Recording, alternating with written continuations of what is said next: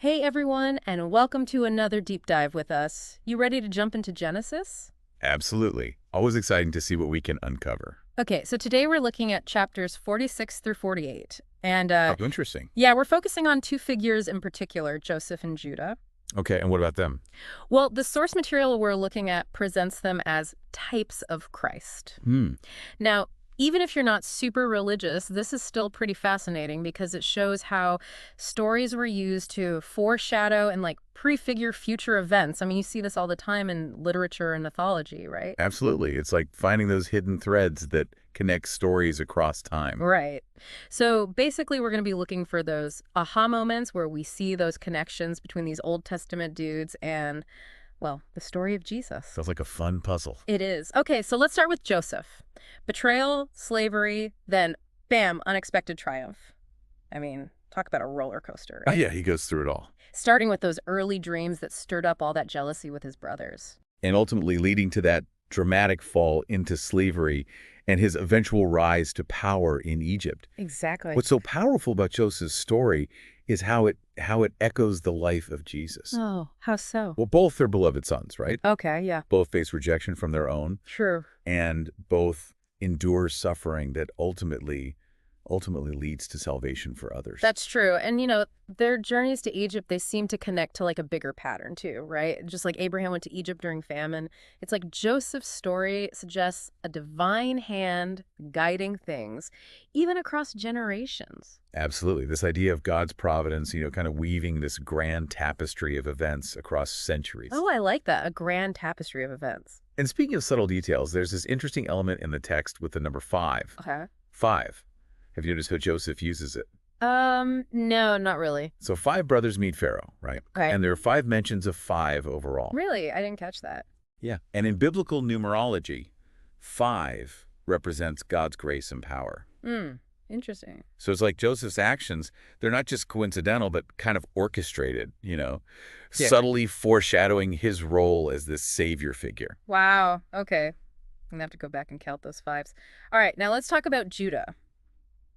He kind of starts off, well, rough around the edges. I mean, he's the one who suggests selling Joseph into slavery in the first place.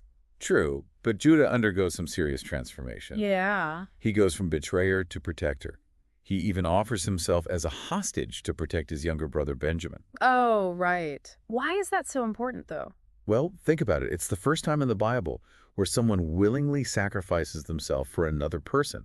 It's like a prefiguration of Jesus' sacrifice on the cross, offering his life to save humanity. Oh, wow. Yeah, you're right. I never thought about it like that. The source material we're using actually has this helpful chart comparing Judah and Jesus. Really? Yeah, that lays out all the parallels. It's pretty cool. Yeah. So Judah's story is not just personal redemption, but also foreshadowing Jesus' sacrifice. It's like ripples through time. Exactly. It's highlighting how even small acts can have huge implications.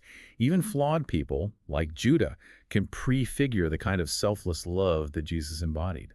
Love that.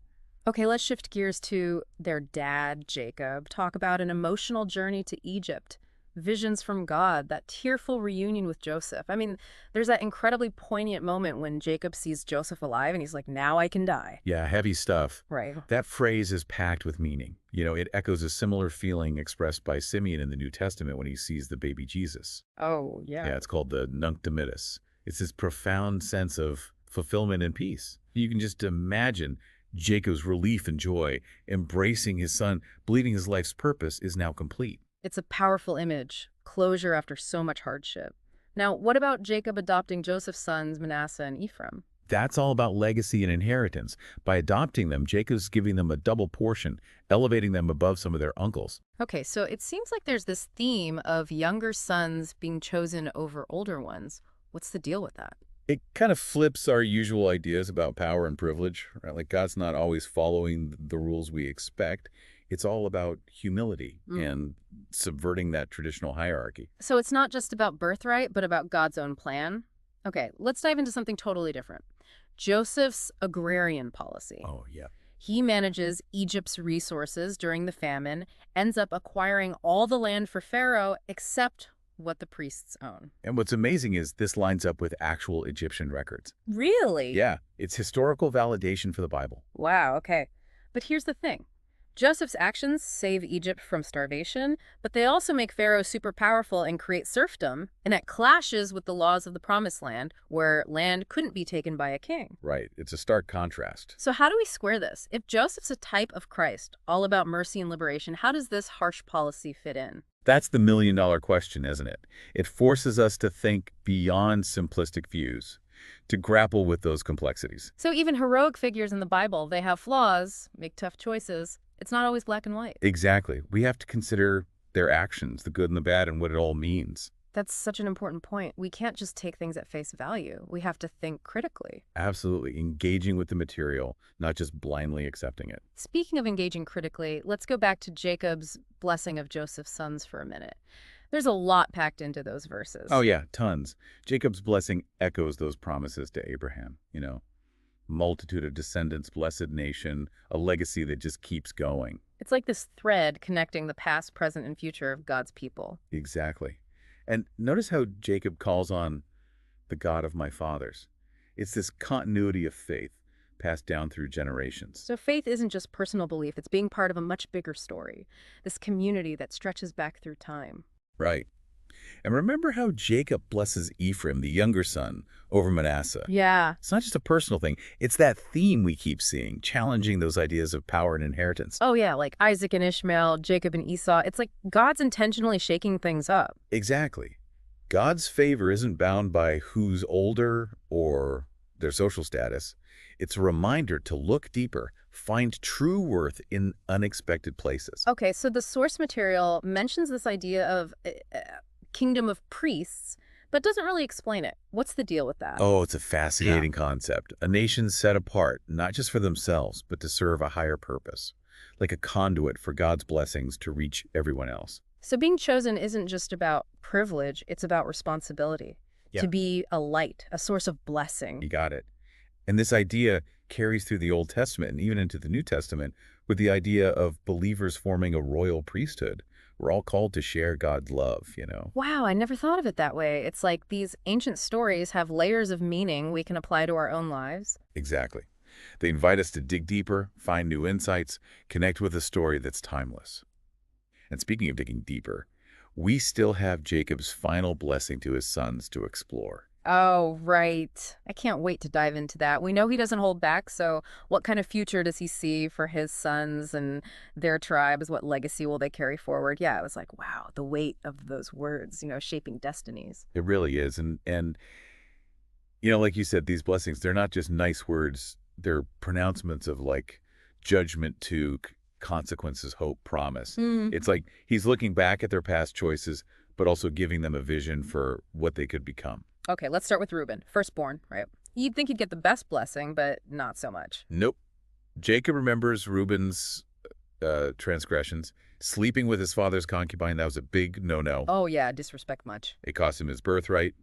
Jacob says he's unstable as water, like he has potential but won't quite reach it. So even though he's the oldest, his past actions, they have consequences. For him, for his whole tribe.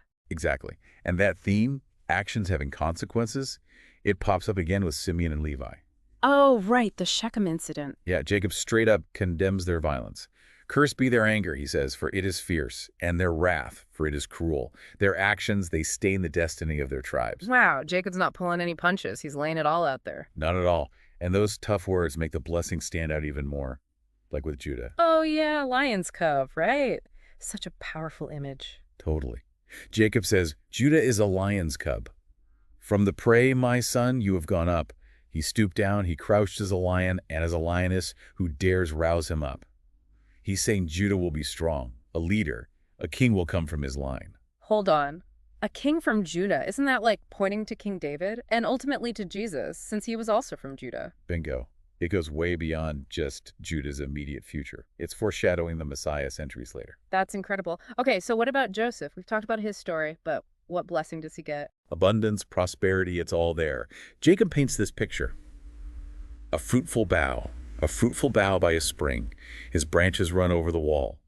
He gets blessings from the heavens, the deep, even blessings of fertility and family. It's just beautiful imagery, overflowing with growth and life. And remember how Jacob adopted Joseph's sons, gave them that double portion. This blessing reinforces that, showing that special favor on Joseph's line. And it goes back to that idea of a kingdom of priests. Like Joseph's descendants, with all their abundance, they'll play a big part in spreading God's blessings. Right. It's all connected. These blessings remind us that we're all intertwined. Our actions, they have ripples, they affect others. It makes you think about what kind of legacy you're leaving behind, what impact you're having. This deep dive has been amazing. We covered so much. Joseph's betrayal, redemption, Judah's change of heart, Jacob's prophetic blessings that shaped the future of his sons. And through it all, those big themes keep popping up. God's guidance, family, legacy, the consequences of our choices, and that enduring hope for redemption. It's crazy how relevant these stories still are. They give us insights into being human, our relationship with God. It's timeless. Yeah, they make you want to look for those deeper meanings in your own life. See how your experiences, good and bad, are shaping you for something bigger. Powerful stuff.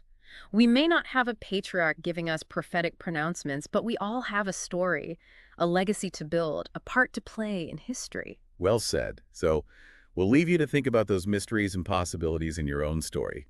Thanks for joining us on this deep dive into Genesis. Until next time, keep exploring. It's mind-blowing to think about, those blessings echoing down through time, shaping not just one person's life, but like whole tribes. It's powerful stuff. And yeah, those blessings, they're not just like sentimental, they're pronouncements, judgments, consequences woven in there with hope and promise.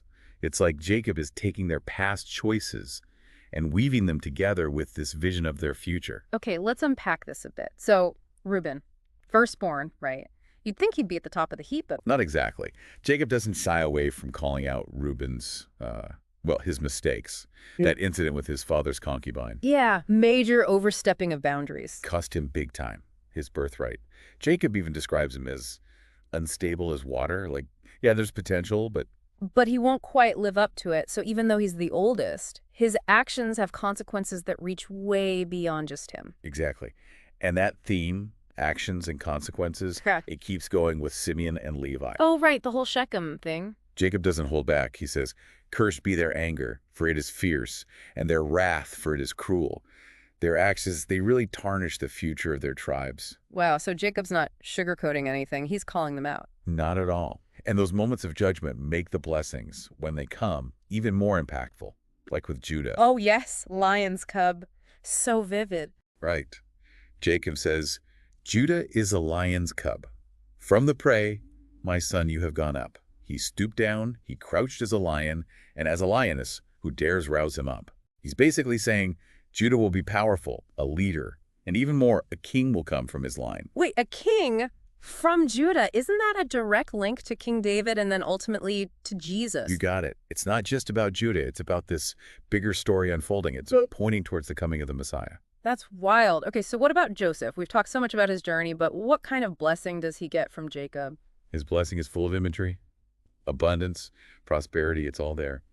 Jacob says, a fruitful bough by a spring. His branches run over the wall.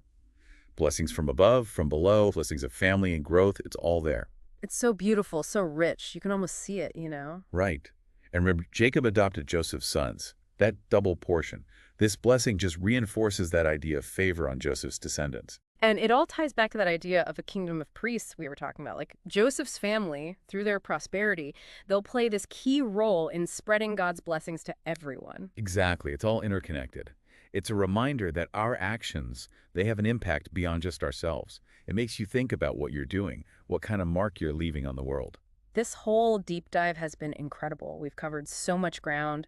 Joseph's story of betrayal and then finding redemption, Judah's transformation, those powerful blessings from Jacob that shaped the future of his sons and their tribes. Yeah, it's amazing how these themes keep coming back. God's guidance, the importance of family, what we inherit, the choices we make and how they have consequences, and ultimately that hope for redemption. It's wild how these ancient stories still resonate.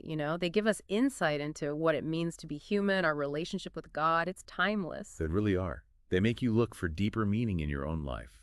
See how your experiences, good and bad, are shaping you for something bigger. That's powerful. And I think that's a great place to wrap things up. Even though we may not have a patriarch like Jacob giving us pronouncements, we all have our own story, right? A legacy to build, a role to play. Absolutely. So we leave you with that thought. What's your story? What mark will you leave on the world? Thanks for joining us on this deep dive into Genesis. Until next time, keep exploring.